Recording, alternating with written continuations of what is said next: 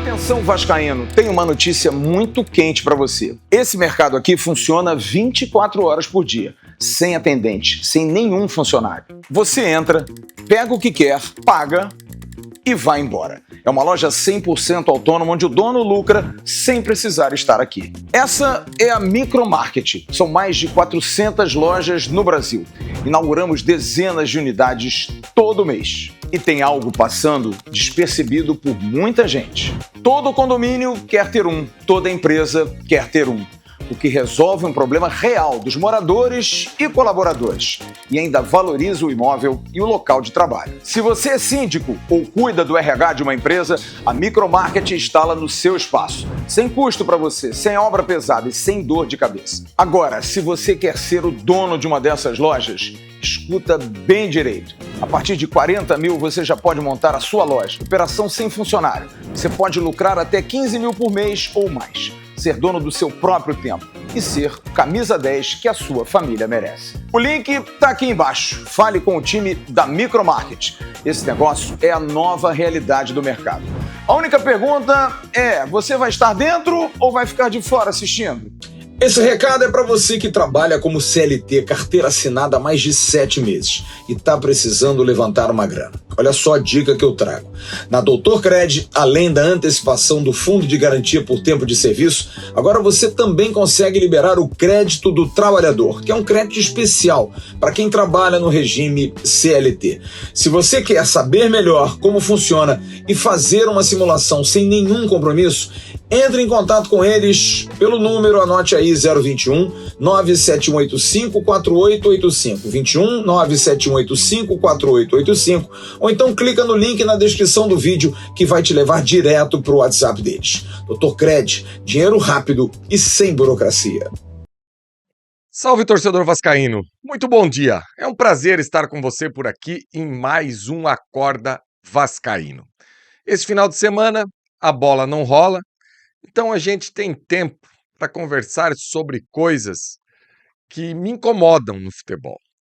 E uma delas é o tratamento que o Renato Gaúcho recebe de uma forma geral do mundo de futebol. Não que ele não tenha culpa disso, porque ele comprou esse personagem.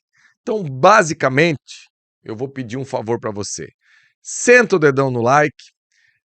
Será um vídeo que é um desafio até para mim, porque eu vou querer colocar você que está aí do outro lado para pensar e ter um entendimento de como é difícil a gente sobreviver no mundo de hoje. Não só no mundo virtual, como também no mundo real. Então, galera, senta o dedão do like, deixa o comentário aí embaixo, que vai ser muito importante para a gente aqui do Atenção Vascaínos.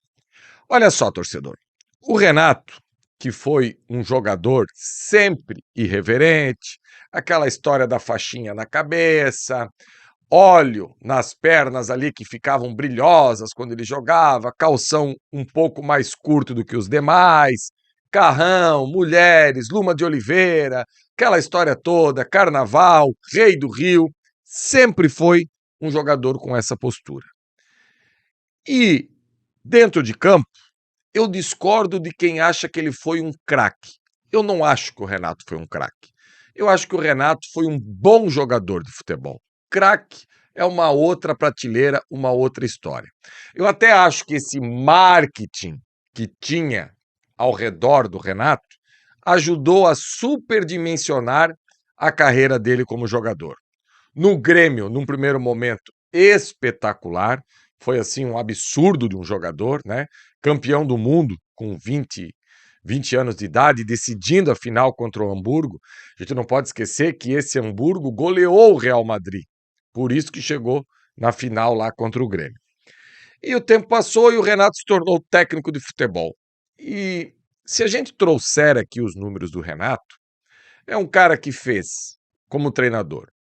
Eu vou me apegar aqui a dados sem muito assim percentuais.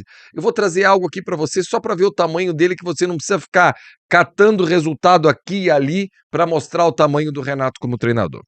O Renato chegou a 3 finais de Libertadores da América como treinador. O Renato chegou a 3 finais de Copa do Brasil como treinador.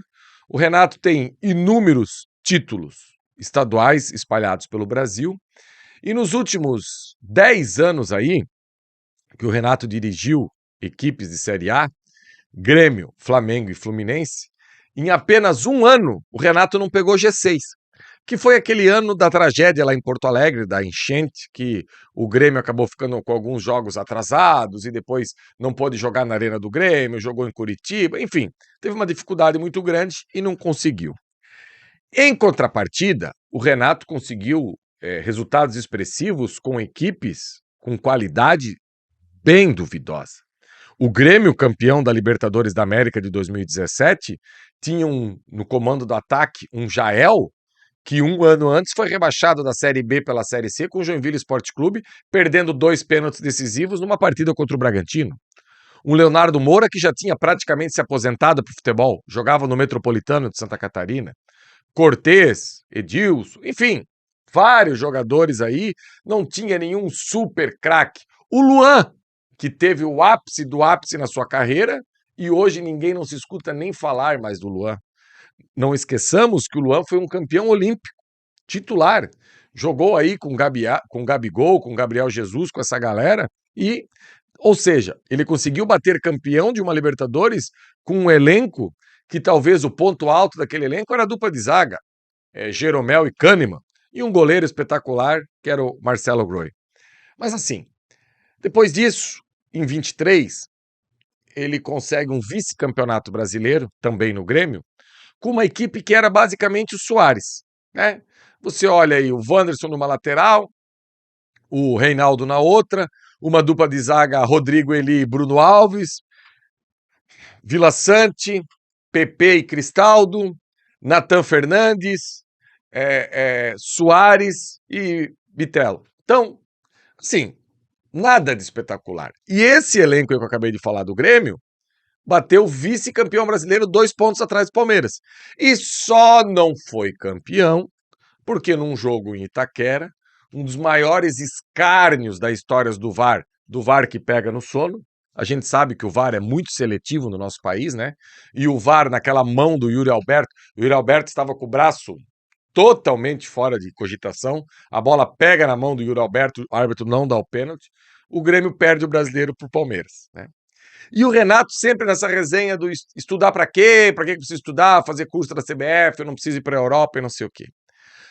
Você que está aí do outro lado, você que está me assistindo, você realmente acha que o Renato não estuda futebol?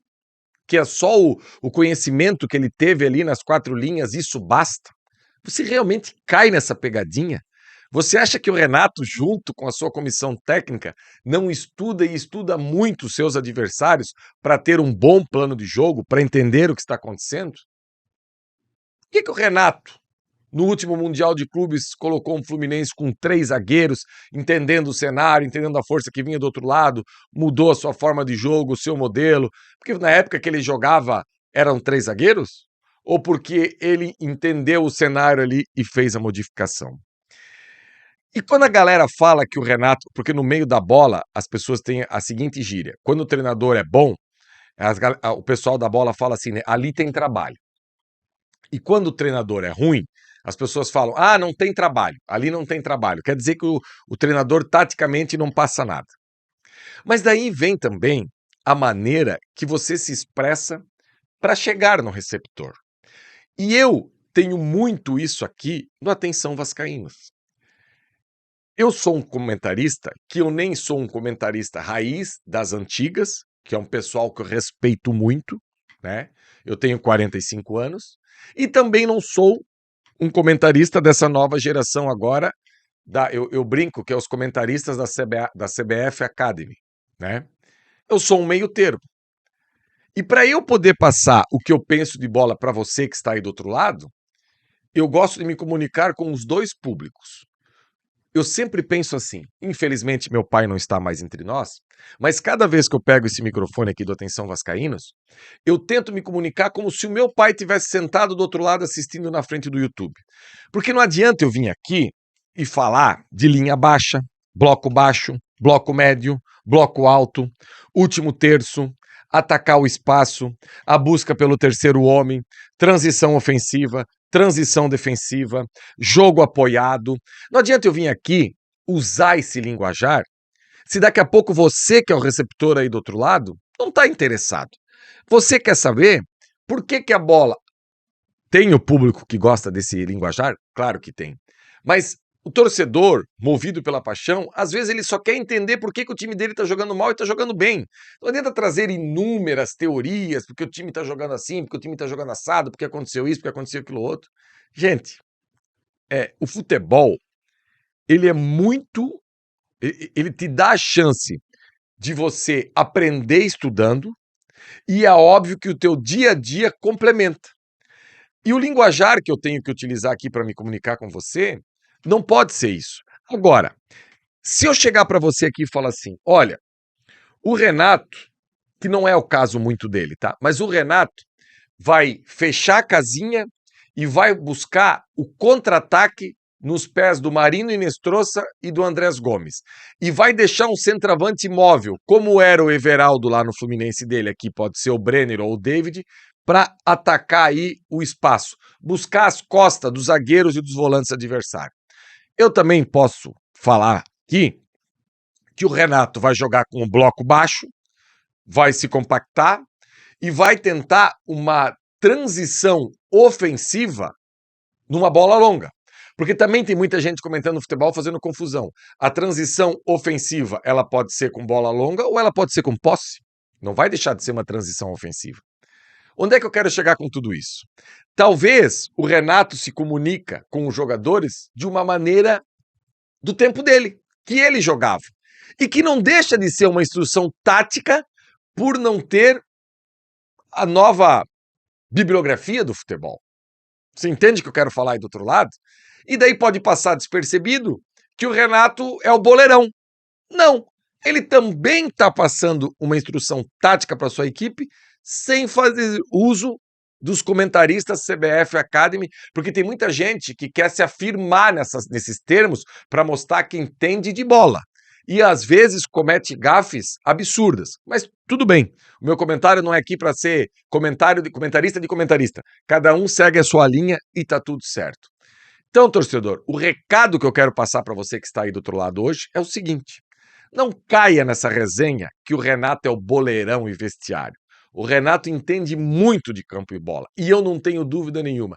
Talvez a maneira com que ele se comunica com a imprensa e com o torcedor possa passar essa impressão.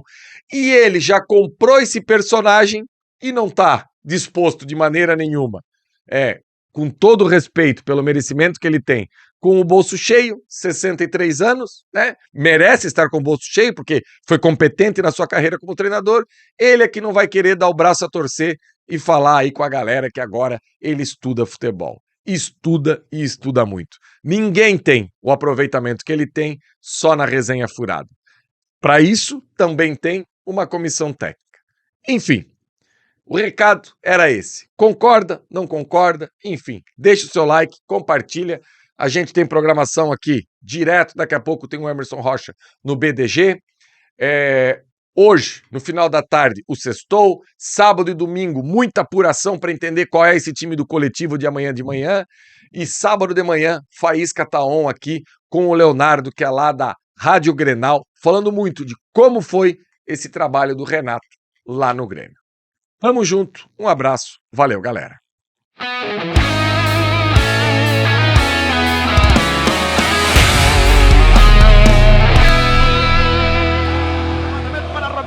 Sozinho, atenção, vai enfiar, gol!